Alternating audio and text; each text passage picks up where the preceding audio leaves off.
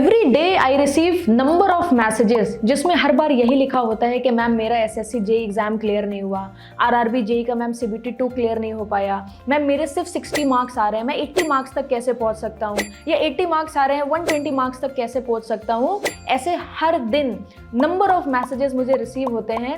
Do you know why 90% of the student fail in different AE and JE examinations? There are so many reason. इसका एक ये reason नहीं है सिर्फ कि एग्जाम टफ है। No, exam is not tough. Competition है, seats limited है और एक अच्छी स्ट्रैटेजी की रिक्वायरमेंट होती है जिसकी मदद से एग्जाम क्लियर होता है। और स्ट्रैटेजी वाले पार्ट पे ही स्टूडेंट थोड़े से वीक हो जाते हैं जिसकी वजह से उनको फेलियर का सामना करना पड़ता है।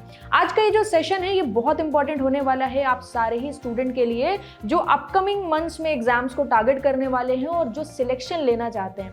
बिकॉज यहाँ पर मैं कुछ ऐसे पॉइंटर्स को हाईलाइट करूंगी जो पॉइंटर्स आपके लिए बहुत ज्यादा इंपॉर्टेंट है। ड्यूरिंग योर प्रिपरेशन आपको ये पॉइंटर्स को ध्यान रखना है, इसको इंक्लूड करते हुए चलना है ताकि आप एक अच्छा रिजल्ट जनरेट कर पाएं। किसी भी एई और जेई एग्जाम को अगर आप टारगेट कर रहे हो, your first priority should be to read the notification properly, कि उसका क्या पैटर्न रहता है, क्या सिलेबस रहता है, क्या एलिजिबिलिटी क्राइटेरिया रहता है। Then you need to go for the previous year question, कि किस लेवल के क्वेश्चंस आते हैं, न्यूमेरिकल आ रहे हैं, थ्योरेटिकल क्वेश्चन आ रहे हैं, थ्योरी में भी कितनी डेप्थ में थ्योरेटिकल क्वेश्चंस पूछे जा रहे हैं, सिंपल क्वेश्चन है, टफ क्वेश्चन है, स्टेटमेंट वाइज क्वेश्चन आपसे पूछे जा रहे हैं, तभी आप एक प्रॉपर स्ट्रैटेजी बना सकते हैं। अब ये अगर स्टूडेंट कर भी लेते हैं तो सेकंड स्टेप में वो फेल हो जाते हैं। सेकंड स्टेप में गलती कर बैठते हैं, that is your weak concept. What is the meaning of weak concept? अब देखो, उन्होंने सब कुछ जान लिया, पूरे प्रिपरेशन के बारे में उनको आइडिया लग गया, देन उनको इतनी जल्दी होती है कि हम बस किसी तरीके से 2 महीने में 3 महीने में जूनियर इंजीनियर, असिस्टेंट इंजीनियर बन जाएं, जिसकी वजह से उनके कॉन्सेप्ट्स वीक रह जाते हैं। वो डायरेक्टली जंप कर जाते हैं शॉर्ट नोट्स के ऊपर, या फिर क्रैश कोर्स की तरफ बढ़ जाते हैं, या फिर फॉर्मूले को याद करने की कोशिश करते हैं। उनको ऐसा फील होता है कि मैम एग्जाम में डेरिवेशन तो नहीं आएगा, एग्जाम में तो स्मॉल मल्टीपल चॉइस क्वेश्चन आएंगे, why should I study derivation? जबकि वो इस बात को नहीं समझते कि जो एग्जाम जितना थ्योरेटिकल लेवल पर पूछा जाता है उतनी बेसिक कॉन्सेप्चुअल अंडरस्टैंडिंग लगती है उस एग्जाम को क्लियर करने में। और वो जो बेसिक कॉन्सेप्चुअल अंडरस्टैंडिंग है वो आपको तभी मिलती है जब आप किसी भी सब्जेक्ट को थॉरली पढ़ते हैं। और डेरिवेशन एक ऐसा पार्ट है जो आपको सब्जेक्ट के अंदर एक कनेक्ट प्रोवाइड कराता है, एक बेसिक अंडरस्टैंडिंग प्रोवाइड कराता है कि अच्छा ये जो फॉर्मूला है ये हम क्यों यूज कर रहे हैं, ये कहाँ से आया है। इन केस फाइनल एग्जाम में अगर आप उसको भूल भी जाते हो तो आप उसको ड्राइव कर सकते हो immediately to get the correct formula. तो यहाँ पर क्या है कि स्टूडेंट डेरिवेशन स्किप करने लगेंगे, चीजों को मगअप करना स्टार्ट कर देंगे, डायरेक्ट फॉर्मूला पे जंप कर जाएंगे, क्रैश कोर्सेज की तरफ बढ़ जाएंगे, शॉर्ट नोट्स की तरफ बढ़ जाएंगे, and all these things are the blunder, biggest blunder है आई कैन से।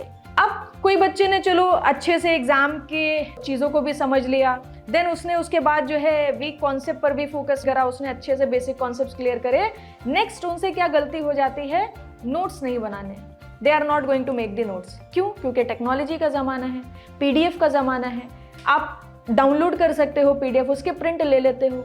इससे सबसे बड़ी प्रॉब्लम पता है क्या है? आपने हर चीज़ को कॉन्सेप्चुअली तो समझ लिया मगर समझने तक की कहानी नहीं थी ना। समझने के बाद उसको रिटेन भी कराना था टिल एग्जामिनेशन। आपका एग्जामिनेशन 8 मंथ्स के बाद होने वाला है। आज जो सब्जेक्ट आप पढ़ रहे हो उसको किस तरीके से रिटेन कराओगे? आपने बहुत अच्छे से सब्जेक्ट पढ़ा, आपने सारी बातों का ध्यान रखा कि मैम हमने डेरिवेशन भी करा है, सब्जेक्ट को भी हमने थॉरली समझा है, हमारे बेसिक फंडामेंटल्स बहुत जबरदस्त तरीके से क्लियर हो गए। बट अब चैलेंज आता है रिटेन कराने में। अगर आप नोट्स नहीं बनाएंगे तो लास्ट मोमेंट पे एक तो रिवीजन आपके लिए प्रॉब्लमेटिक हो जाएगा। दूसरा इंपॉर्टेंट चीज यहाँ पे क्या देखने को मिलती है, जब बच्चा नोट्स नहीं बनाता है उसका रिटेंशन पावर बहुत रिड्यूस हो जाता है, उसको चीजें ध्यान में नहीं रहती हैं। और जो टीचर की पीडीएफ है ना वो टीचर के पर्सपेक्टिव से बनी है, आपके पर्सपेक्टिव से नहीं बनी है। आप अगर चीज़ों को ध्यान में रखना चाहते हो तो आपको अपने हिसाब से अपने कॉन्सेप्ट को पेपर पर उतारना होगा, अपनी नॉलेज को पेपर पर उतारना होगा, तब जाके आप उसको लॉन्ग टर्म के लिए रिटेन कर पाओगे। एंड लास्ट मोमेंट का जो रिवीजन होता है उसमें आपके नोट्स बहुत ही क्रूशियल रोल प्ले करते हैं। अगर आपके अपने नोट्स नहीं है, लास्ट मोमेंट रिवीजन आपके लिए one of the toughest task होने वाला है। अब आपने चलो एग्जाम के बारे में भी समझ लिया, बेसिक कॉन्सेप्ट्स पर भी फोकस कर लिया, नोट्स भी बना लिए, देन एक मिस्टेक क्या हो जाती है, वो मिस्टेक होती है पुअर टाइम मैनेजमेंट, कि हम फोकस कर रहे हैं कि बस किसी तरीके से हमारा सिलेबस कंप्लीट हो जाए। कुछ चीज़ें हमें समझ में नहीं भी आ रही हैं, तब भी हम अपने माइंड को इल्यूजन में रखें कि हमें समझ में आ गया है। नहीं, इतनी तेज़ भाग के जाओगे कहाँ? अल्टीमेटली तो सब चीज़ें समझ के ध्यान से उसको दिमाग में बसा के तभी तो आगे बढ़ना है ना। आप दौड़ते भागते पहुंच भी जाओगे आधा अधूरा कंटेंट लेके, तो फाइनल एग्जाम में जब बैठोगे तब तो वो चीज़ें प्रॉब्लमेटिक सिचुएशन क्रिएट करेंगी ही ना। तो टाइम मैनेजमेंट बड़ा इंपॉर्टेंट रोल प्ले करता है कि आपका जो रनिंग सब्जेक्ट है वो भी प्रॉपर तरीके से चल रहा हो, मतलब इनकम्प्लीटेड सब्जेक्ट्स भी आप कंप्लीट कर रहे हो। आपको एक प्रॉपर टाइम स्लॉट बनाना पड़ेगा जिसमें आप कंप्लीटेड सब्जेक्ट का रिवीजन भी कर रहे हो, आपकी प्रैक्टिस भी लगातार चलनी चाहिए, आपका रिवीजन भी लगातार चलना चाहिए, बीच बीच में आपको टेस्ट भी देते रहना है। ये सारी चीज़ें बहुत ही इंपॉर्टेंट रोल प्ले करती हैं किसी भी एग्जाम में सिलेक्शन के लिए। तो बहुत तेज भागना है, रेस तो है ही, competitive exam is the race, मगर इतनी भी तेज नहीं भागना है कि चीजें पीछे छूट जाएं। इतनी भी तेज नहीं भागना है कि सब्जेक्ट की जो अंडरस्टैंडिंग हमारे पास होनी चाहिए वो अंडरस्टैंडिंग हमारे पास आई नहीं है और हम इतनी तेज भाग के फिनिशिंग लाइन पर पहुंच गए कि सब्जेक्ट्स तो हमसे पीछे ही रह गए, तो फिनिशिंग लाइन में पहुंच के भी आप हार जाओगे। तो revision plays a very important role. अच्छे से रिवीजन स्लॉट बनाइए, 6 महीने की जगह आप 8 महीने में सिलेबस कंप्लीट करो, मगर रिवीजन प्रॉपर चलना चाहिए, वरना जो सब्जेक्ट आपने आज पढ़ा है ना, 8 महीने के बाद आपको ध्यान नहीं रहेगा कि आपने उस सब्जेक्ट में क्या पढ़ा था क्या नहीं पढ़ा था। That will be new for you. And the last mistake which generally students are doing, that is your inconsistency. आपने आज 10 घंटा पढ़ा, कल 10 घंटा पढ़ा, उसके बाद 3 दिन का कंटिन्यूस ब्रेक, वो 10 घंटे जस्ट वेस्ट ऑफ टाइम है।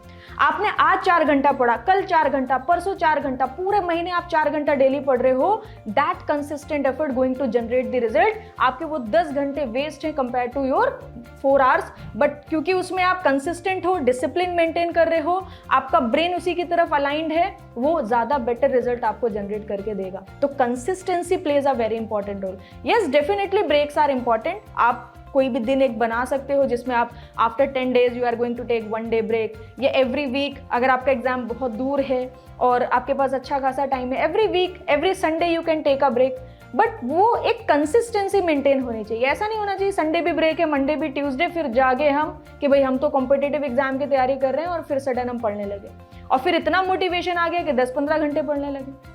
तो आपको एक सर्टेन टाइम स्लॉट्स बनाने हैं, उस टाइम स्लॉट्स के हिसाब से आपको चलना है। आपका एग्जाम कब होने वाला है, टेंटेटिव मंथ क्या है, कितना टाइम आपके पास है, उसके हिसाब से डेली आपको कितने आवर्स पढ़ना चाहिए। उसको पढ़ते पढ़ते जब हमें रिवीजन का स्लॉट बनाना होगा तो रिवीजन का स्लॉट हमारे कितने टाइम ड्यूरेशन का होगा, कब हम प्रैक्टिस करेंगे, कब हम रिवीजन करेंगे, all these things should be decided. जब तक आप डिसाइड नहीं करेंगे आप हमेशा लैग करते रहेंगे। तो ये सारी चीज़ों का अच्छे से ध्यान रखिए, दिस इज़ वेरी इंपॉर्टेंट। आप अपकमिंग एग्जाम्स की तैयारी कर रहे हो, आप एग्जाम को समझो बहुत अच्छे से, उसको एनालाइज करो, टाइम निकालो उसके लिए, प्रीवियस ईयर क्वेश्चंस देखो।